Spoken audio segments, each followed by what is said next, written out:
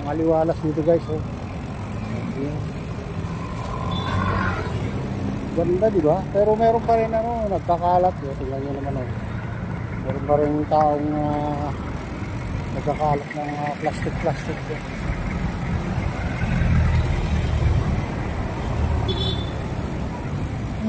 Ayaw nila malinis yung mga iba.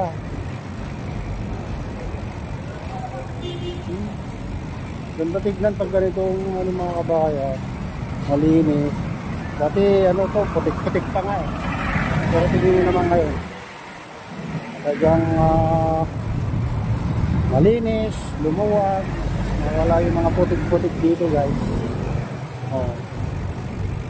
Ganda tignan pag ganito. Wala kang makitang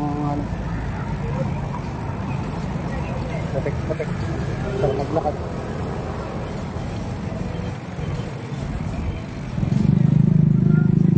Dito tayo sa Ilaya Street.